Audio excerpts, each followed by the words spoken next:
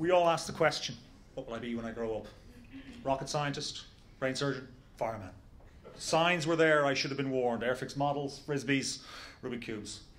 I grew up to be a nerd. And not just any kind of nerd, a PowerPoint nerd. Because, ladies and gentlemen, it's my considered opinion that the judicious application of bullet points and animations can enhance any story. Here's a tale you may know, told as only PowerPoint can do. Once upon a time, in a faraway kingdom, there lived a very special, very lovely girl.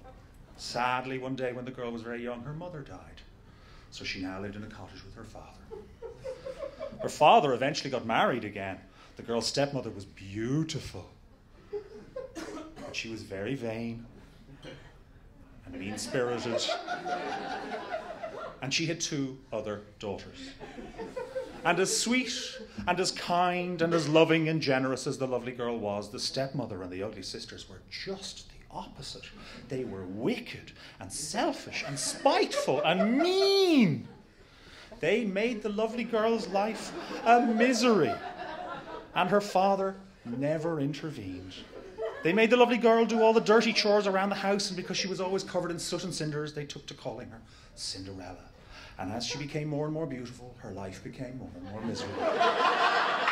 Now the king had a son, and one day he announced to all the kingdom that he was going to throw a lavish ball. There would be food and dancing, and all the young maidens of the kingdom were commanded to attend. Cinderella's ugly sisters were so jealous that they resolved to stop her from going to the ball.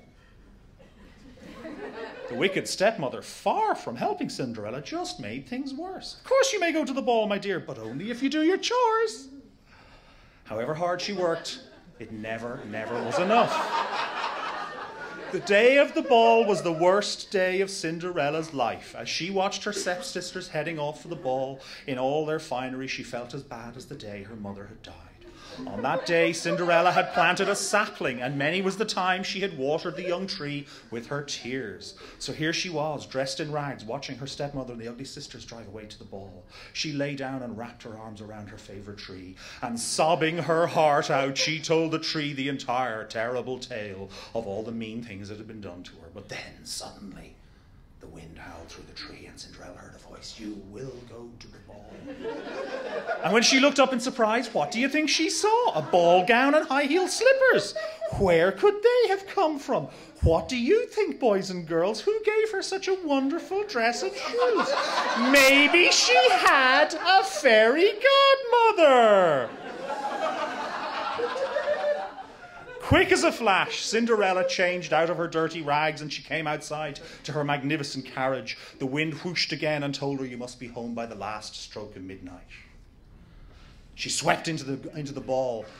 The family didn't know who she was. The prince latched onto her and danced with her all night. She was lost in a daze of happiness. But then, suddenly, the clock struck midnight. Cinderella stood frozen with shock. Without a word, she turned and ran from the room. Up and down the stairs leading to the ballroom, she lost one of the beautiful glass slippers. But she kept running out of the castle, jumped into her cottage, and drove off into the night. Do you think that's the end of the story? No. The very next day, a proclamation was read out all over the kingdom. "The prince is looking to find the young maiden with whom he danced at the ball last night. He will travel to every home in the kingdom to try the glass slipper on every young maiden until he finds his true love." The prince tried the glass slipper on both of the stepsisters. Of course, it didn't fit. The wicked stepmother took the girls aside and cruelly cut off a big toe off one and a heel off the other so it would fit. The prince was fooled, but then he noticed the blood dripping from their shoes and realised he'd been tricked. He returned to the house. He angrily demanded of the wicked stepmother were there any other young maidens in the house. With her teeth gritted, the stepmother called for Cinderella. Despite her rags and cinders, the prince immediately recognised his true love, and much to their horror, the glass slipper fit her dainty foot perfectly. So Cinderella and the prince were married. And after the ceremony, the ugly sisters were attacked by a flock of crows and had their ugly sisters' eyes pecked out because it's Grimm Brothers, and what can I say, they're pretty nasty. Do you know what?